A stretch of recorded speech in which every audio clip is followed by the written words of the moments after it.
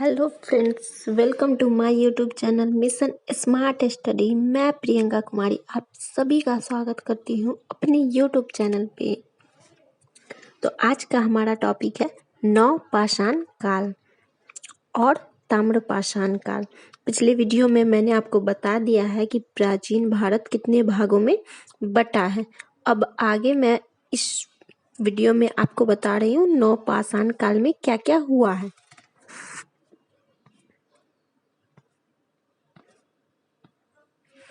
तो नवपाषाण काल के स्थल और उस स्थल से क्या प्राप्त हुआ है, ये बुर्ज़होम कश्मीर में है।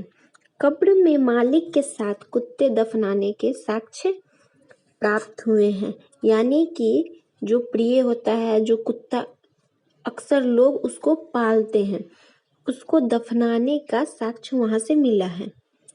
गुफक्राल कश्मीर में है।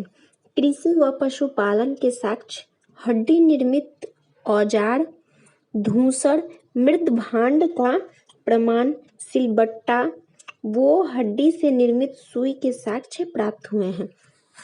मतलब ये सारे चीज जो है पशुपालन सब ही लोग क्या करते थे, हड्डी से निर्मित औजार भी बनाते थे और मृदभांड मतलब बर्तन का प्रमाण मिला है। मेहरगढ़ पाकिस्तान में है। गेहूं की 3 और जौ के 2 किस्म की खेती के प्रमाण मिले। यहाँ से अलग अलग किस्म के गेहूं और जौ होते हैं। तो गेहूं के 3 और जौ के जो है 2 किस्म मिले हैं। कच्ची ईंटों के आयताकार मकान के प्रमाण। तो आयताकार कच्चा ईंट से कैसा मकान बनता होगा, आयताकार, अभी भी बनता है। प्राचीनतम स्थायी जीवन के साक्ष्य, यानी सबसे प्राचीनतम स्थायी एक जगह लोग अपना जीवन यापन करते थे, इसके साक्ष्य मिले हैं। महदहा जो है उत्तर प्रदेश में, गोलाकार झोपड़ियों के प्रमाण मिले हैं। यानी झोपड़ी जो बना होता होगा ऐसे गोल करके बनता होगा। धान के अलावा जौ की खेती व पशुपालन के भी साक्ष्य मिले हैं। यानी यहाँ पे धान और की खेती भी होते थे और लोग पशु को पालते भी थे, जैसे में बकरी, गाय, ये सबको लोग पालना भी शुरू किए थे। तो इसका प्रमाण यहाँ से मिला है। कोल्डी हवा ये कहाँ पे है, उत्तर प्रदेश में। धान की खेती के प्रमाण यहाँ से मिले हैं। जो धान की खेती का भारत में ही नहीं बल्कि विश्व में सबसे प्राचीन साक्ष्य माना जाता है। तो ये बात हमेशा याद रखिएगा, क्योंकि ये सबसे प्राचीन है विश्व में भी, तो हमेशा एग्जाम में पूछा जाएगा।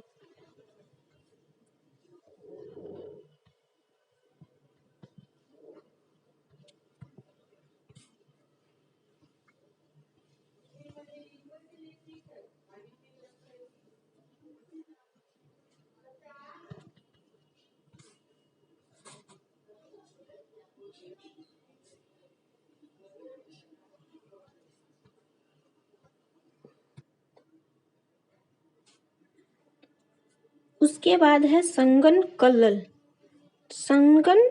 कल्लू कर्नाटक में है। यहाँ से राख के टीले प्राप्त हुए हैं जो बेल्लाची जिले में उपस्थित है। ये पीडीएफ थोड़ा नीचे चला गया है। अब है पिकली हल जो है कर्नाटक में है। राख के ढेर व निवास स्थल के साक्ष्य प्राप्त हुए हैं। यानी राख का ढेर, ऊंचा ऊंचा जो ढेर बनता है वो, और निवास मतलब लोग यहाँ पे रहते थे, उसका प्रमाण मिला है। चोपनी मांडो उत्तर प्रदेश में है। मधुमक्खी के छत्ते जैसी झोपड़ियां, मतलब मधुमक्खी का छत्ता कैसा होता है, गोल टाइप का होता है, तो वैसे झोपड़िए ज्यामितीय आकार के सूक्ष्म पाषाण एवं हस्त निर्मित यानी हाथ से बना हुआ मृदभांड के भी साक्ष्य मिले हैं। सारू असम में है। गुवाहाटी के समीप के आदिग के कुल्हाड़ियों व चित्रित मृदभांड प्राप्त हुए हैं।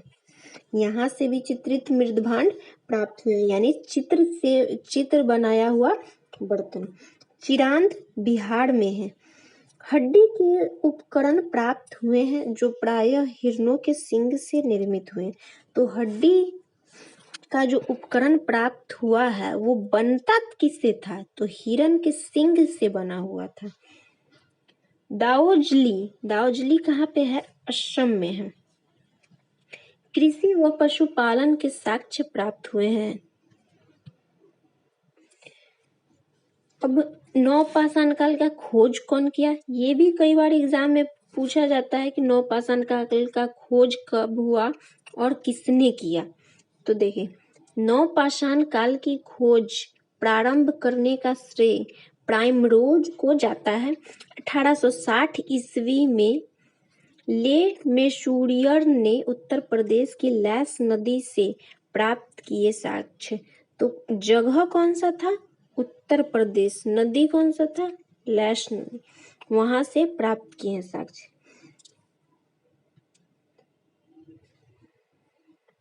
इलाहाबाद के कोहल दी हवा से चावल व धान के प्राचीनतम साक्ष्य प्राप्त हुए हैं।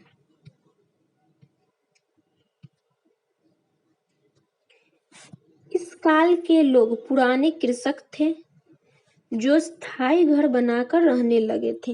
यानी पहले तो लोग इधर उधर अपना भोजन ढूंढने के लिए प्राचीन काल में लोग जाते थे, मगर अब लोग एक जगह रहना शुरू कर दिए थे, यानी स्थायी घर बना के रहना शुरू कर दिए थे।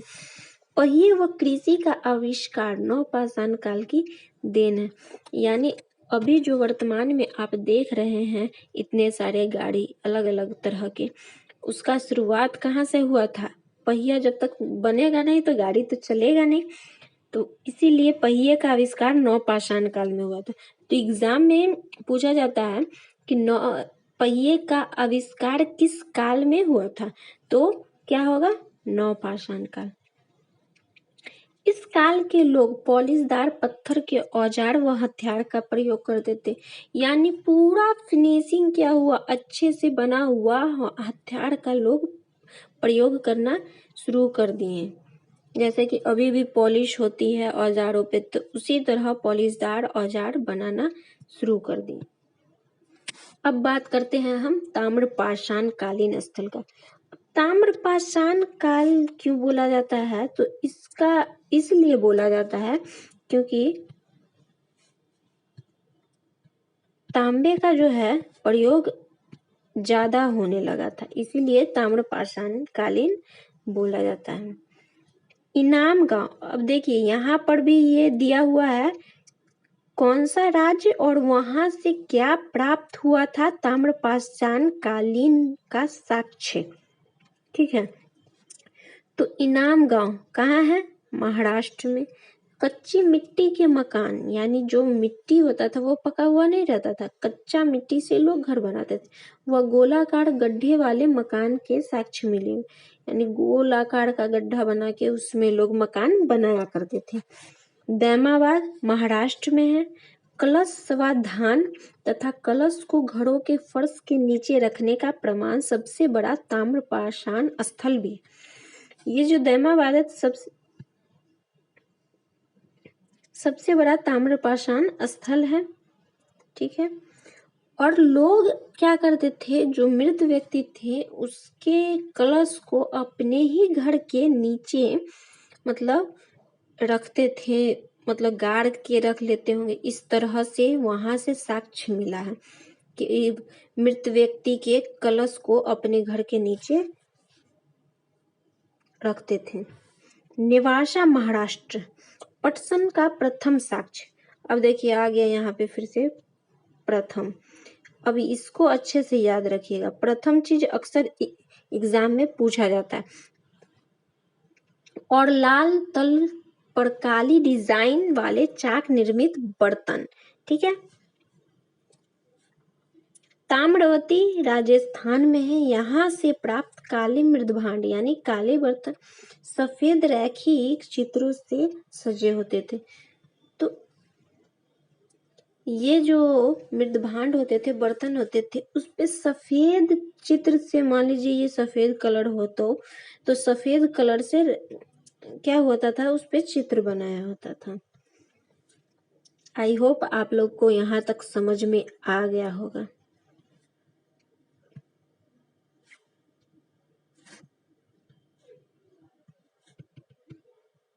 नवपाषाण काल के मनुष्य ने तांबे की खोज कर ली थी। अब वह अपने उपकरण और औजार पत्थर व तांबे को मिलाकर बनाता था। अब लोग औजार जो है पत्थर और तांबे दोनों से बनाना शुरू कर दिए। इस काल को ताम्रपाषाण काल नाम दिया गया। ताम्रपाषाण काल के स्थलों में बड़ी संख्या में अग्निकुंड भी मिले हैं। देखिए, तो एग्जाम में पूछेगा कि ताम्रपाषाण काल में अग्निकुंड का साक्ष्य नहीं मिलता है, तो नहीं मिलता है, जो इस बात के साक्ष्य है कि वहां पर अग्नि पूजा का भी व्यापक रूप से प्रचलन था, यानी बहुत ज्यादा अग्नि पूजा भी होता होगा। चित्रित भांडों के अवशेष ताम्रपाषाण काल में मिले हैं। अब ये हो गया, चित्र भी बना हुआ था मृदभांड पे। ताम्रपाषाणिक संस्कृतियों ईसा पूर्व तीसरी और दूसरी सहस्त्राब्दियों में फली फूली। इसका जो फलने फूलने का समय था तीसरा और दूसरा सहस्त्राब्दी था। ताम्रपाषाणिक काल के लोग मात्र देवी की पूजा करते थे। हमेशा ये याद रखिएगा कि ये लोग मात्र देवी की पूजा करते थे। अब एक संस्कृति है आहार संस्कृति, या इसको बनास संस्कृति भी बोलते हैं। इसका प्रमुख स्थल था आहार, गिलंद, बालाचाल, गिलूंद में पकी हुई ईंट के साक्ष्य मिले हैं। मालवा संस्कृति प्रमुख स्थल है इसका एरन, कायधा, नवदा टोली। नवदा टोली से क्या मिला है, तो अनाज के साक्ष्य मिले हैं। मालवा मृदभांड अपने उत्कृष्टता के लिए जाना जाता है। मालवा संस्कृति के जो मृदभांड हैं वो अपने किस चीज के लिए जाना जाता है, उत्कृष्टता, यानी सबसे अच्छा होता होगा।